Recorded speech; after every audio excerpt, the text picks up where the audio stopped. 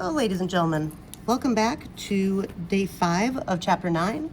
We are now diving into section 9.3, day 1, tests about a difference in proportions. By the end of this lesson, you will be able to state appropriate hypotheses for a significance test about a difference between two proportions, determine whether the conditions are met for performing a test about a difference between two proportions, and finally, calculate the standardized test statistic and p-value for a test about a difference between two proportions. At the end of this lesson, I would like for you to try these problems. Again, we are using the updated 6th edition of the Practice of Statistics. Let's go ahead and get started. All right, so as I stated, we are working on section 9.3, day 1, tests about a difference in proportions, and you can read much of this information on pages 626 through 631. Let's start with the question of what is the usual null hypothesis for a test about a difference in proportions. Now this works a little bit differently than our one sample z-test for a proportion. All right, so in a test for comparing two proportions, the null hypothesis has a general form of p sub 1 minus p sub 2 equals a hypothesized value, which represents the difference between the two proportions. So we do need to actually know the order of the subtraction that we're doing between these two parameters. Now we're often interested in situations where the hypothesized difference is 0. All right, then the null hypothesis says that there is no difference between the two parameters. In other words, they are exactly the same. If two things are the same, then their difference is 0 because they would literally be the same number. So we would write our null hypothesis as p sub 1 minus p sub 2 equals 0.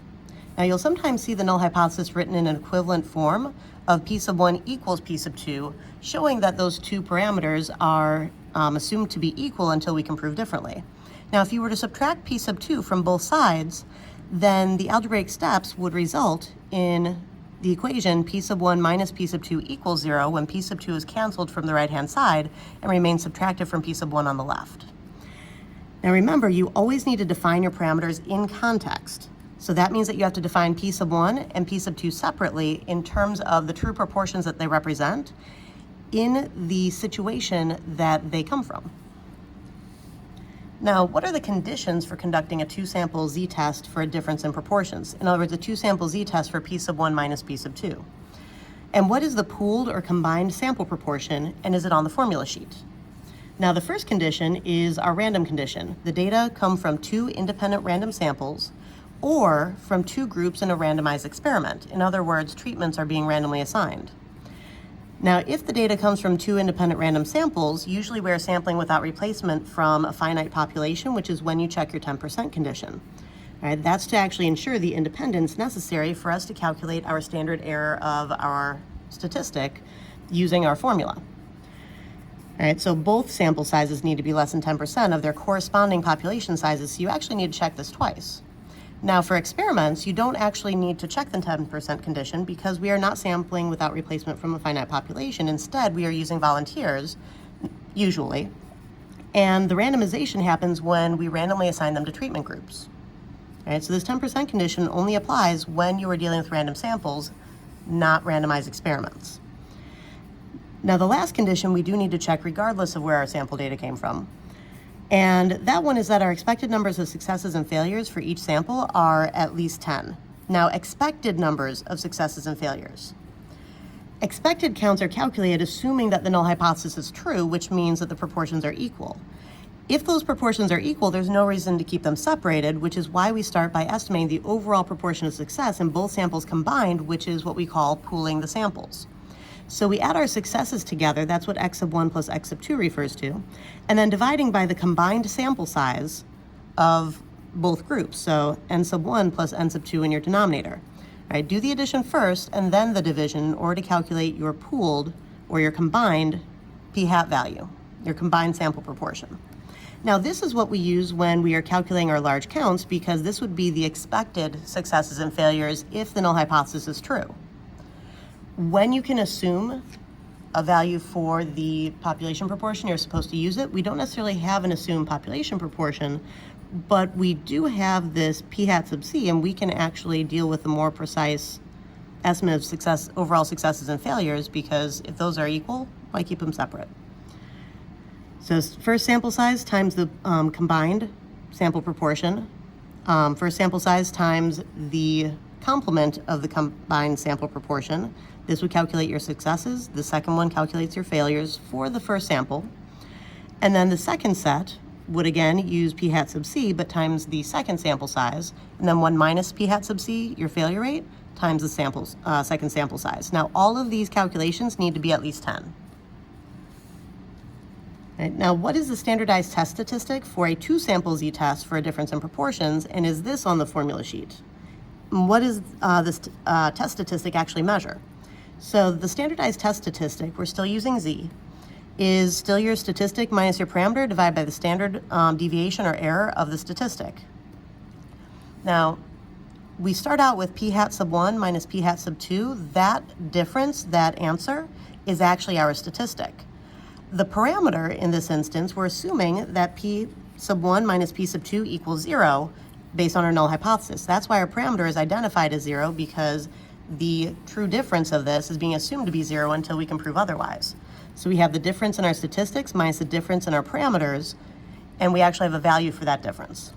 Now, for the standard error of our statistic, we are going to take the square root of, in this case, p hat sub c, so our combined sample proportion, or pooled sample proportion, times 1 minus our pooled sample proportion divided by our first sample size, plus p hat sub c times 1 minus p hat sub c again, but divided by our second sample size.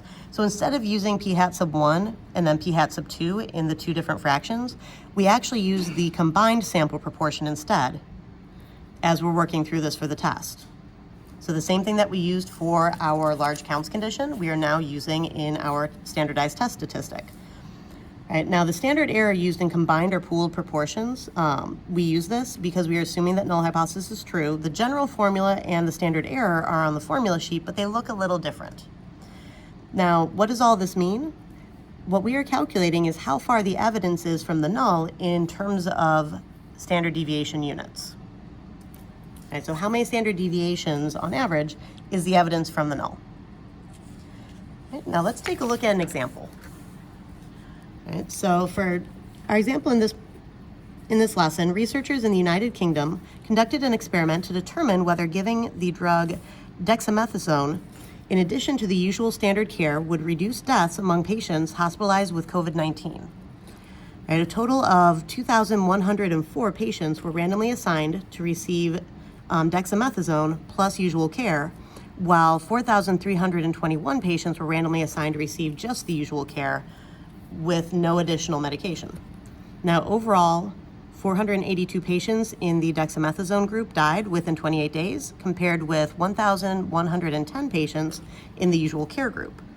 So the thing that I want you to notice initially is that we have random assignment happening in here. So a total of 2,104 patients were randomly assigned to receive dexamethasone plus usual care. And then 4,321 patients were randomly assigned to receive the usual care. You have two treatment groups that occurred through random assignment. So I already know that I will not need to check my 10% condition because we are not sampling without replacement from a finite population. Additionally, what I can figure out from this is that, let's see, we are looking to see determine whether giving the drug dexamethasone, in addition to the usual standard of care, would reduce deaths among patients hospitalized with COVID-19. And specifically, we're interested in the phrase reduce deaths. That helps us to actually prioritize which direction our alternative hypothesis will go in.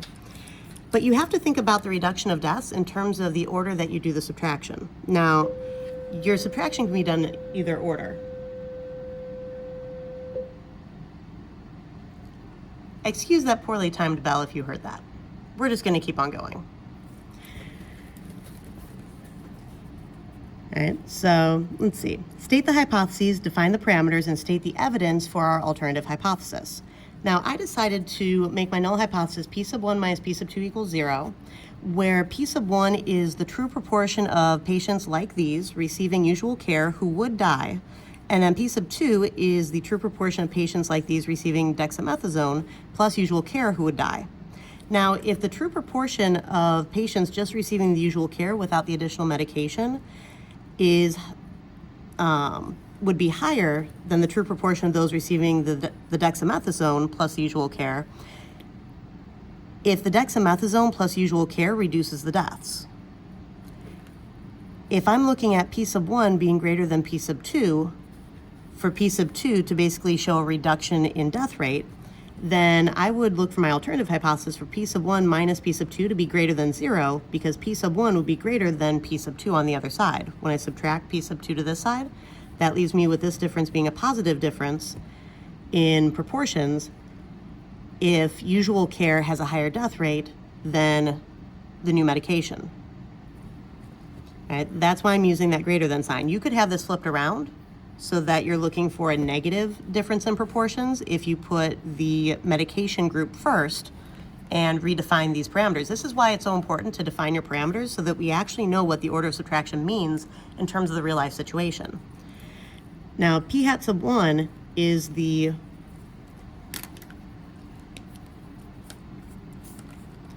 (1,010) patients in the usual care group divided by the total sample size from that group.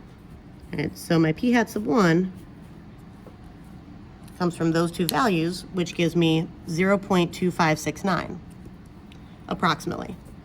Now, P hat sub 2, my sample proportion from the medication group with the usual care was, let's see, I haven't used pink yet. I'm going to go ahead and use pink for this. So 482 patients in the dexamethasone group died, and that was out of the 2,104, which is where those two numbers are coming from. All right, so if I divide that, I get approximately 0.2291. Now I see that this sample proportion is less, showing a potential reduction in the death rate of patients who received dexamethasone plus usual care compared to those who just receive usual care. When you do the subtraction, you end up getting a positive difference, and that does match my alternative hypothesis of being greater than 0, which is why I have evidence of my alternative hypothesis. Right, so I've stated my hypotheses, I've defined my parameters, and I've stated the evidence that I have in favor of my alternative hypothesis. I have completed that part of the problem.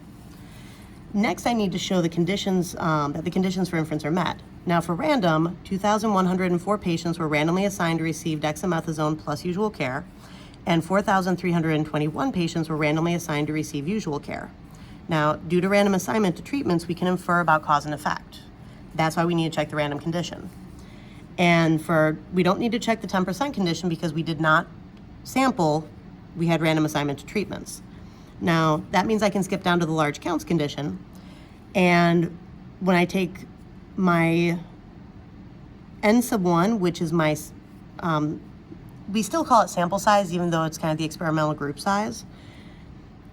So the group size for how many patients were in the usual care group only times my combined p hat. So remember how we have to calculate p hat sub c in order to calculate our large counts?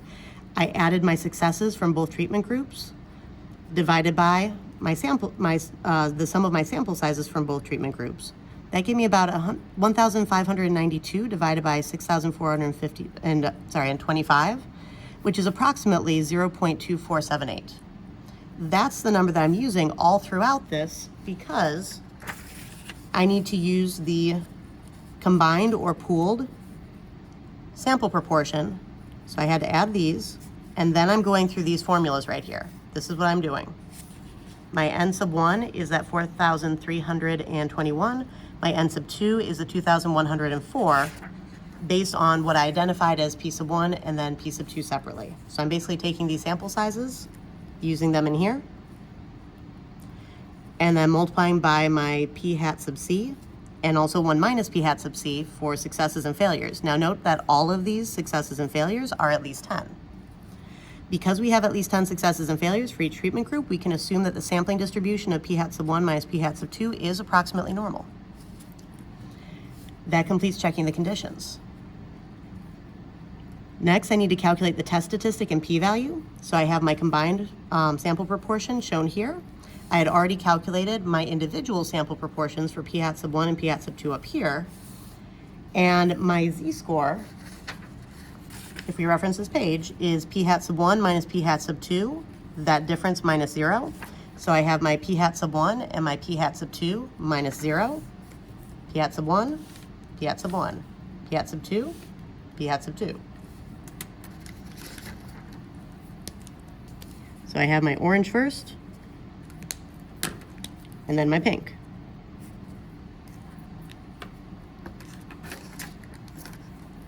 Now, this part is coming from up there, from our null proportion.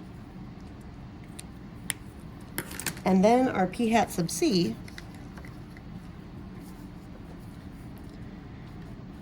right here is going into our formula up here. And then I have my first sample size and my second sample size down here. Now, again, those are experimental group sizes, but we just refer to them all as sample size. And if I type all of that into the calculator, literally exactly as it appears. So alpha y equals to set up my fraction, open parentheses, 0.2569 minus 0.2291, close parentheses, minus 0.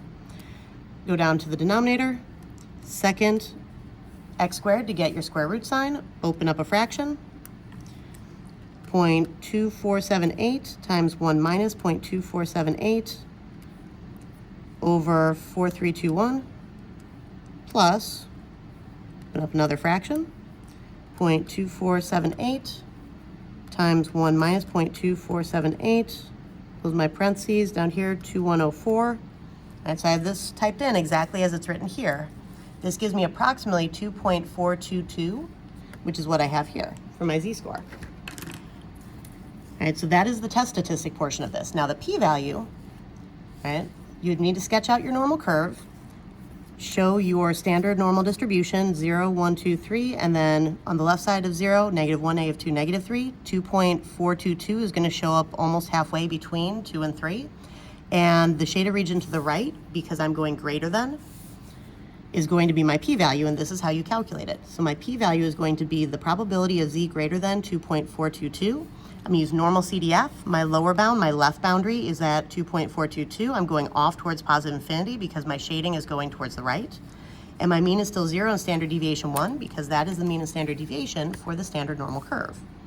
To calculate this, second vars to get to distribution, normal CDF.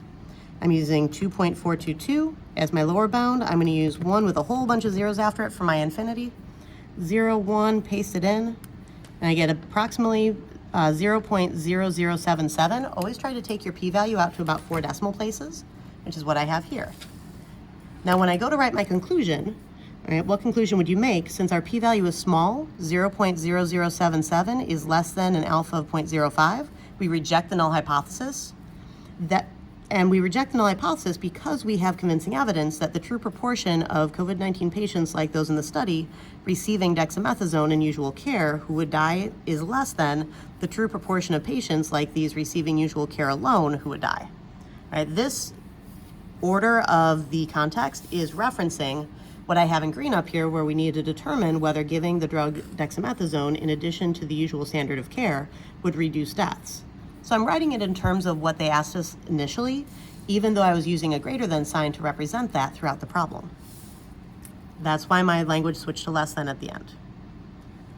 You could also say that the true proportion of patients like these receiving usual care alone who would die is greater than the true proportion of COVID-19 patients like those in the study receiving dexamethasone in usual care. That would also show a reduction in deaths for the treatment group compared to the control group. I guess I should say the active treatment group compared to the control group. All right. Small p-values provide convincing evidence which allow you to reject the null hypothesis. Large p-values fail to provide you with convincing evidence, which is why you would end up failing to reject your null hypothesis. It all depends on your p-value. All right. In this one, it was small, so I was able to find convincing evidence and reject null. Go ahead and try these problems, and I'll see you in class.